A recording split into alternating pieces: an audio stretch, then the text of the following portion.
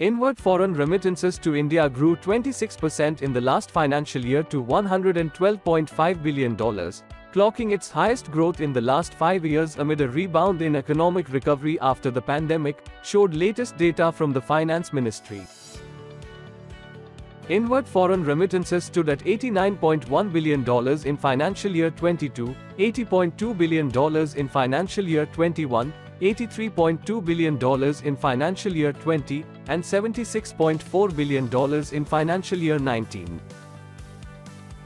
In this video, let us explore how is this shaping India's economic landscape.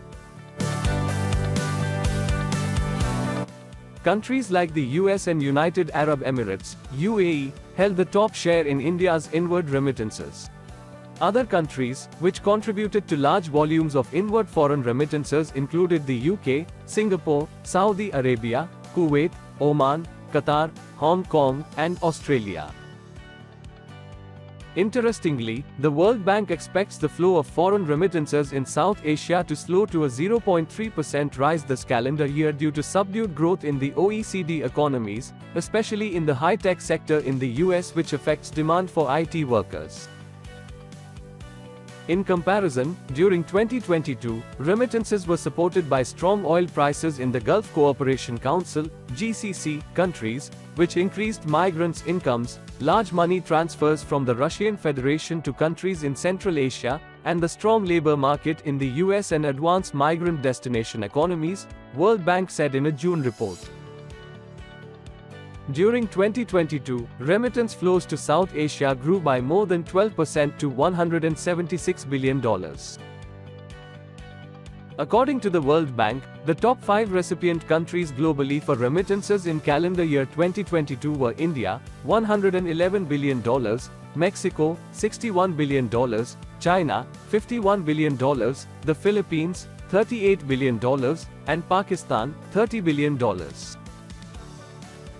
Remittances often act as buffer for external shocks faced by India, especially at a time when trade deficit widens. During calendar year 2022, inward remittances accounted for nearly 3.2% of India's GDP. In May this year, investment banker Goldman Sachs slashed its estimate for India's current account deficit (CAD) for 2023 to 1.4% of GDP, significantly lower than the 2.4% of GDP seen last year, driven by several factors that included robust remittance inflows, strong services exports, and a projected decrease in the goods trade deficit. Goldman Sachs estimates net inward remittances to India at $104 billion in calendar year 2023, up from the earlier projection of $92 billion. However, economists expect India's inward remittances, which didn't falter much during the pandemic, to remain strong during the ongoing fiscal year. There may be some softening possible due to global weakness, but overall we expect it to not falter, said Dharmakirti Joshi, chief economist at CRISIL Limited.